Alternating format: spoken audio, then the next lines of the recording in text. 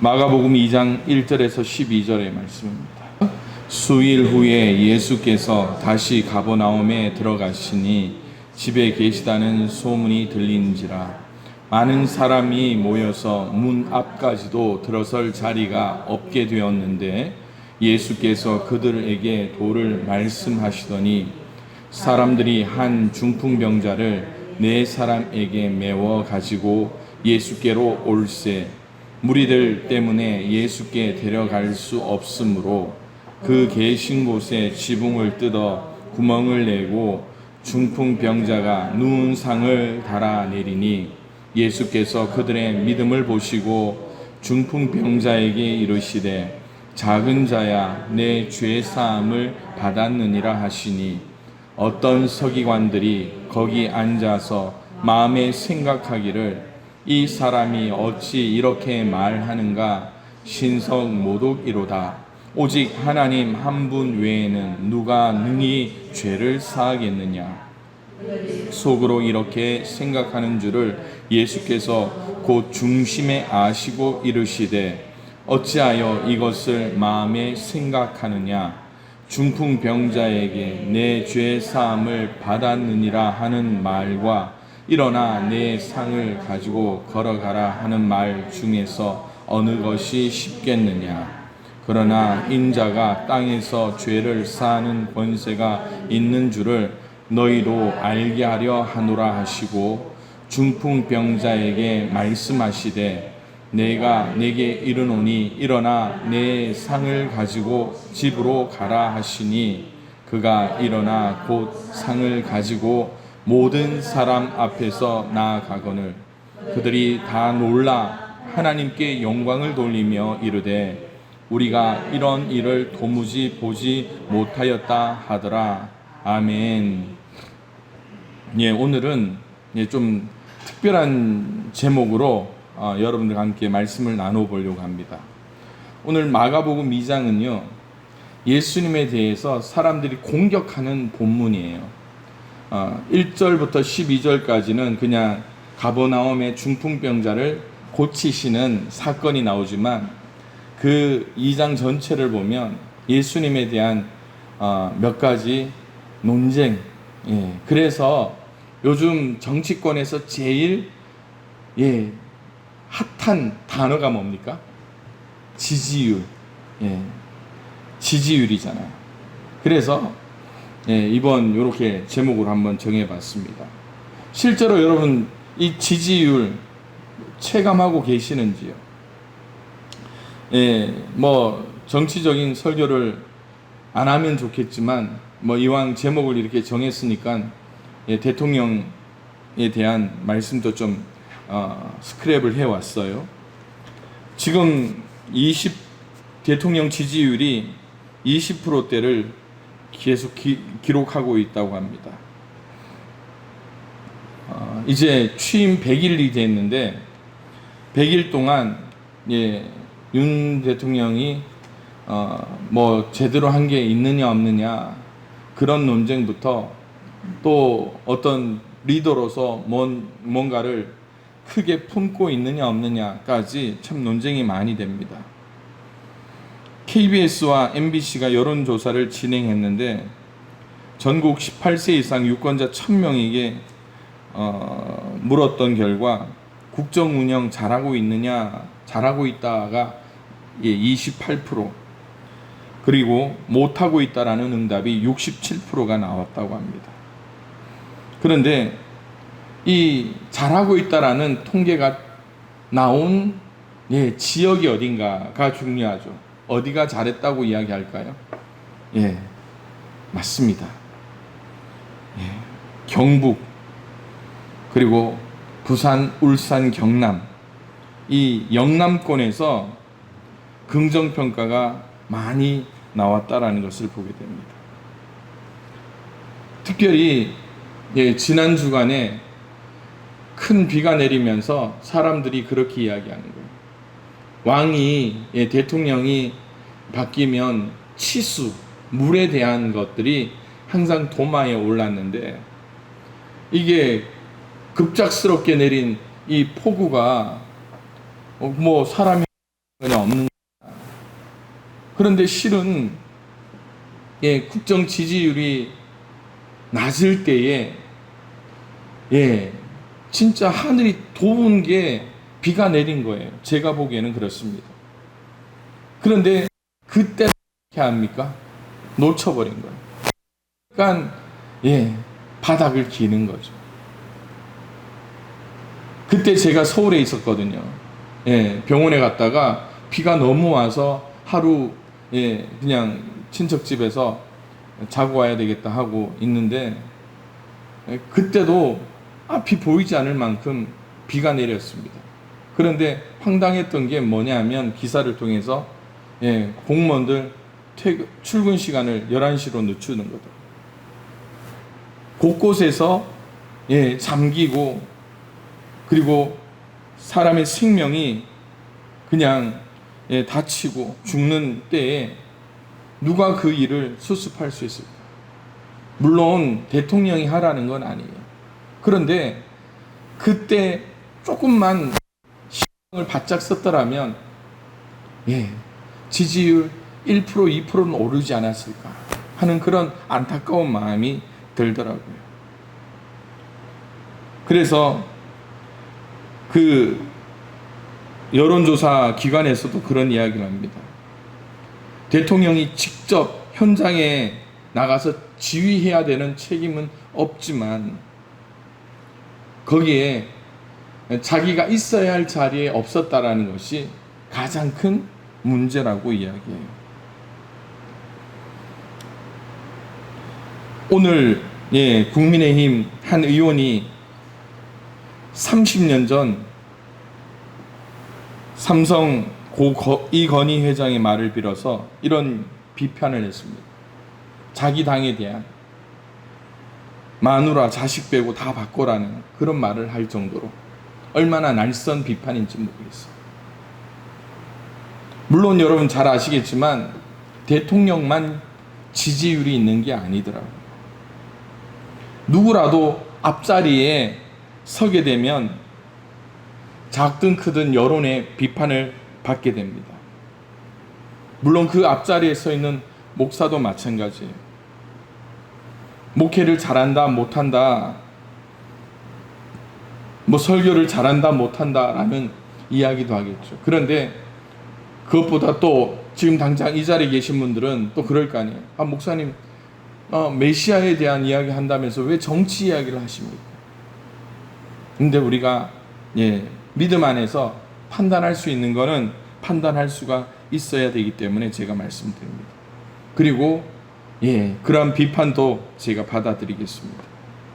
오늘 본문은 앞서 말씀드렸듯이 예수님께서 다시 가버나움에 들어가니까 수많은 사람들이 예수님이 왔다라는 이야기를 듣고 그 자리에 수많은 사람들이 운집함으로 예수님이 그 집 밖으로 나갈 수도 없는 상황, 그리고 밖에 있는 외부인들이 집 안으로 들어올 수도 없는 상황처럼 됐습니다.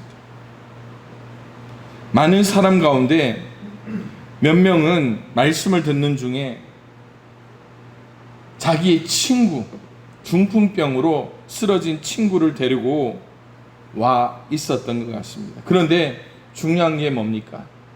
그들은 예수님이 고쳐줄 것이다라는 그런 생각과 믿음이 있었지만 마당 안에 이미 들어가서 꼼짝할 수 없는 그런 상황 속에 자기들이 이 친구를 이 들것에 들고 나간다라는 것은 더 큰 민폐라는 것을 알았기 때문에 다른 방법을 취하게 됩니다.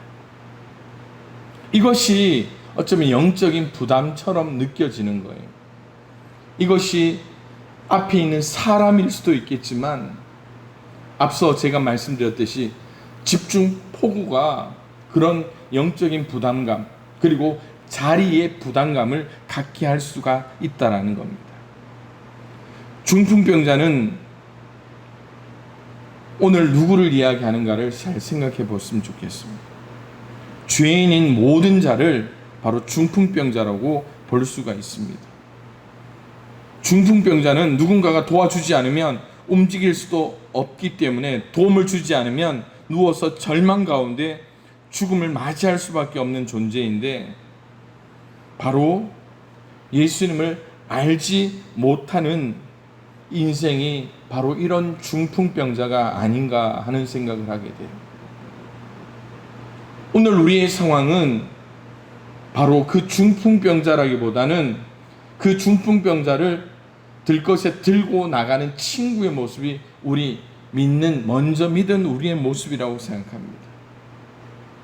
그럴 때에 우리는 이 예수님에 대해서 어떻게 바라볼 수가 있어야 되는가라는 거예요. 새로운 지도자가, 앞서 말씀드렸던 대로 새로운 지도자가 사람들의 이목을 끌 때에는 반드시 반대 세력이 일어나기 마련입니다. 우리나라 정치도 마찬가지죠. 예수님의 경우도 마찬가지였습니다. 예수님이 갈릴리에서 명성을 얻어 많은 사람들이 추종하게 될 때에 그분에 대한 적대 세력이 자동적으로 형성되었습니다. 이것은 역사에, 이스라엘 역사를 기반하는 것이 있어요. 특별히 말라기 선지자부터 이제 세례 요한이 이르기까지 400년 동안 영적으로 암흑기라고 이야기하잖아요. 하나님의 침묵기 가운데 있었던 이스라엘의 역사를 통하여서 더 많은 비판 세력을 만들 수밖에 없었습니다. 여기에서는 메시아에 대한 세 가지 비판을 여러분들과 함께 나눕니다. 그 첫 번째는 예수님이 하나님을 모독한다라는 것이에요. 사람들에게 율법을 가르치는 자들은 예수님이 죄인들을 용서하자마자 그것이 너무나 못마땅하다라는 거예요. 그래서 뭐라고 말합니까? 오직 하나님 한 분 외에 누가 능히 죄를 사하겠느냐라고 이야기합니다. 여기서 잘 생각해 보십시다. 율법을 가르치는 자, 소위 배운 자, 지식인들이 예수님을 향해서 비판하는 거예요. 물론 예수님도 오직 하나님만이 인간의 죄를 사하실 수 있다라는 사실을 인정하셨습니다. 그러나 율법학자들은 예수님이 바로 하나님이시라는 사실을 깨닫지 못하였다라는 것입니다. 예수님은 공생의 기간 내내 구약 율법에 충실한 추종자들로부터 거센 반발을 받게 되었습니다. 지난주에 우리가 요한복음 3장을 통해서 누구에 대해서 말씀을 나눴습니까? 니고데모. 바리새인이면서 관원이었던, 밤에 예수님을 찾아왔던 이유가 뭡니까? 그의 영적인 상태가 밤이었다라는 거예요. 오늘 예수님을 향하여 당신이 무엇인데 하나님이 죄를 사해야 되는데 왜 예수 당신이 죄를 사한다 하겠느냐라고 이야기하는 것과 마찬가지입니다. 오늘날에도 예수님을 단지 이상적인 도덕주의자나 명철한 지혜자로 여기는 사람들이 얼마나 많이 있습니까? 그럴 때에 예수님이 자신을 하나님과 동일시했다라는 그 사실을 우리가 간과해서는 안 된다라는 것입니다. 두 번째로 예수님에 대한 비판이 뭘까요? 예수님이 부정한 사람들과 어울렸다라는 것입니다. 예수님은 당시 천대받고 무시당하던 사람들을 오히려 더 가까이 하셨다라는 거예요. 심지어 그분은 유명해지신 이후에도 사람들로부터 손가락질 받던 세리와 천민들, 그들과 함께 식사를 했다라는 것입니다. 이러한 행동에 대해 여러 가지 비난의 소리가 일어났습니다. 그때 예수님이 뭐라고 이야기하십니까? 17절에 건강한 자에게는 의원이 쓸데없고 병든 자에게야 쓸데있느니라. 내가 의인을 부르러 온 것이 아니요 죄인을 부르러 왔다. 뭐라고 이야기합니까? 예수님의 그 사명에 대해서 이야기하는 거예요. 오늘 우리는 누구와 친구인가를 한번 생각해 봤으면 좋겠습니다. 여러분 주변에 예수 안 믿는 사람들이 있습니까? 여러분 주변에 예수가 필요한 사람이 있지는 않습니까? 그렇다면 여러분 오늘 우리의 눈을 잠깐 바꿔야 돼요. 실은 제가 앞서 광고 때 신문 인터뷰 때문에 잠깐 말씀을 드렸는데 너무너무 부담스러워요. 제가 지난번에 말씀드렸죠. 제가 2017년도 왔는데 17년도 18년도쯤에 CTS에서 전화가 왔어요. 목사님 무슨 프로인데 인간극장처럼 2박 3일 동안 촬영해서 목사님 사역을 좀 보고 싶다고. 저에 대해서 어떻게 알고 있습니까? 그랬더니 누가 저를 추천했대요. 제가 블로그 이렇게 하는데 그거 보고 목사님 정도면 충분할 것 같습니다. 그래서 제가 이야기했어요. 저 감당 못할 것 같습니다. 다른 분한테 하시라고. 저보다 훌륭한 분 더 많다고. 그런데 여러분 이런 걸 통해서 제가 또 걱정되는 게 있어요. 신문인데 이미 신문을 보고 저한테 연락 오시는 분이 있어요. 아직 발행도 안 됐는데. 이런 모습을 보면서 언론의 힘, 매스컴의 힘을 저는 알고 있거든요. 제가 다시 말씀드립니다. 제가 거기에 우리 교회가 하고 싶은 사역들을 여러 가지를 적어놨습니다. 무슨 사역이냐면 지금 제가 늘 여러분들에게 말씀드리는 거예요.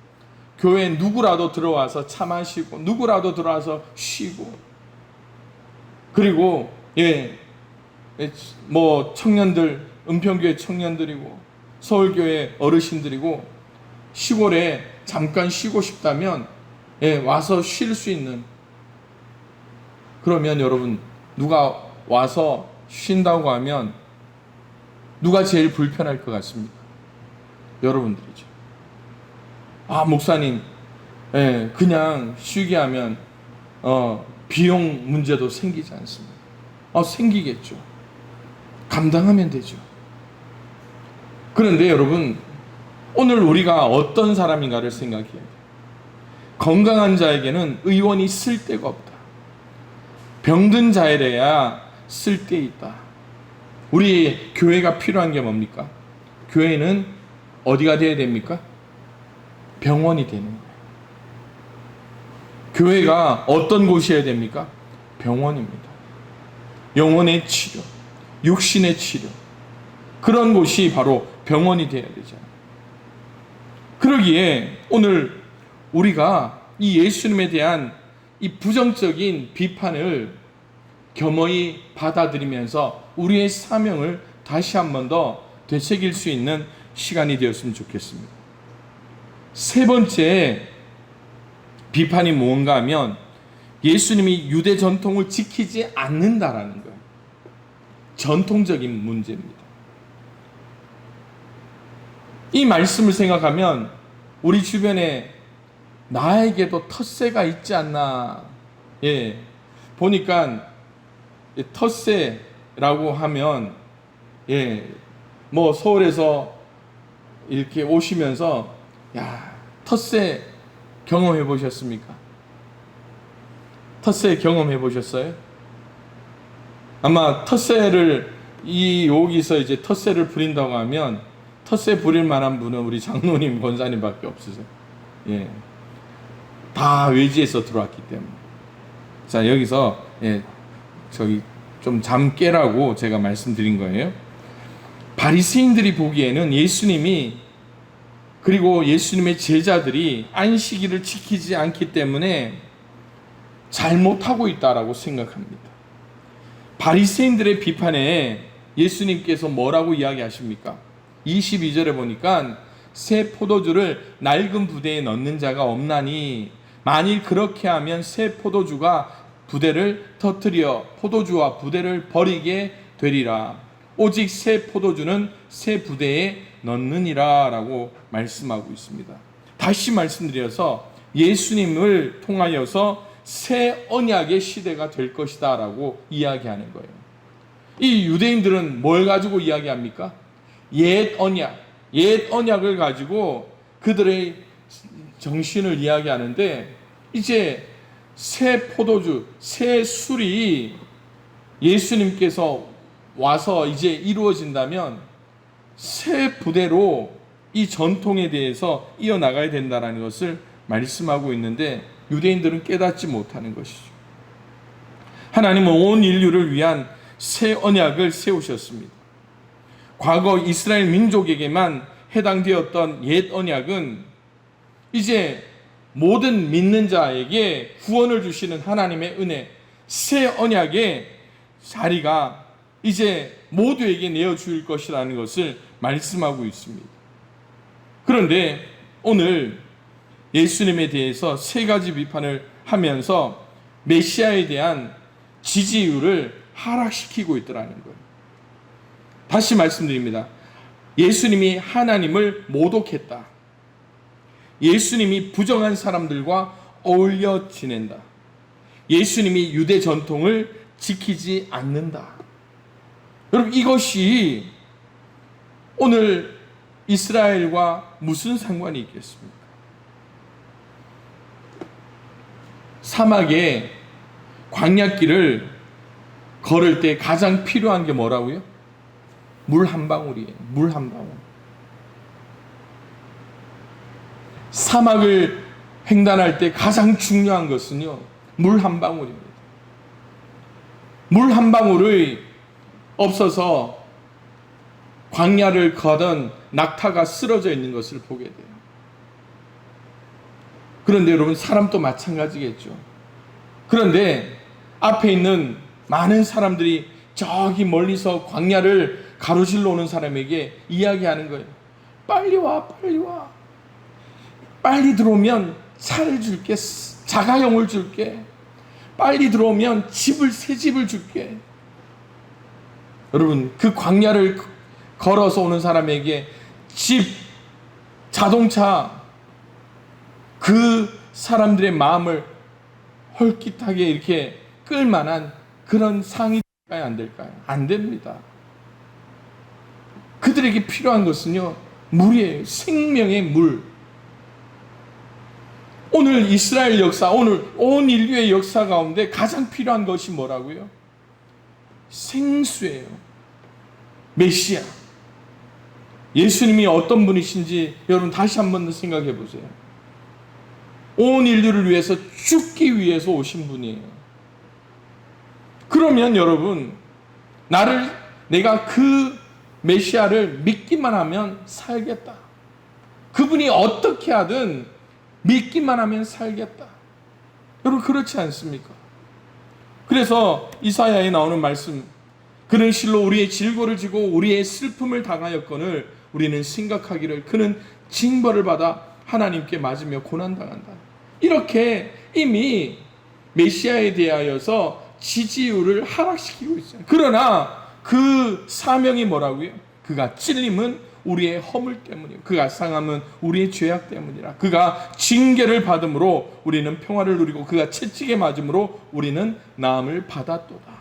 우리는 다 양 같아서 그릇 행하여 각기 제 길로 갔거늘 여호와께서는 우리 모두의 죄악을 그에게 담당시키셨도다. 할렐루야. 이것이 바로 메시아의 길이라는 거예요. 다른 게 없어요. 요거 했기 때문에 메시아는 메시아로서 99.9%가 아니라 100%의 사명을 감당하셨고, 또 믿는 자에게 어떻습니까? 99.9%의 구원을 주신 게 100%의 구원을 주셨다는. 오늘 우리가 이 메시아를 우리가 믿으며 예수 그리스도를 통하여서 주시는 구원의 은총을 우리가 날마다 감사하며 나갈 수 있는 우리 양평교회 성도들 될 수 있기를 주님의 이름으로 축원하고 부탁을 드립니다. 우리 시간 다시 한 번 더 찬양 한 절 부르고 기도하는 시간을 갖겠습니다. 예, 목마른 사슴 시냇물을 찾아 헤매이듯이.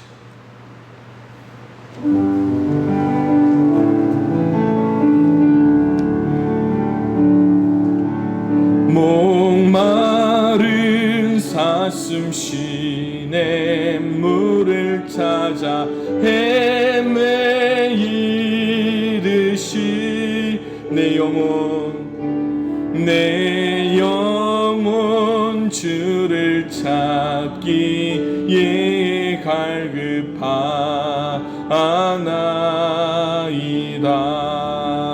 금보다 귀한 나의 주님, 금보다 귀한 나의 주님, 내게 만져 주신 주, 당신만이 나의 기쁨 또한 나의 참보배. 주님만이 나의 힘, 주님만이 나의 힘, 나의 방패, 나의 참소망, 나의 몸 정성 다 바쳐서 주님 곁에 합니다. 우리 제가 말씀을 생각하며 기도합니다.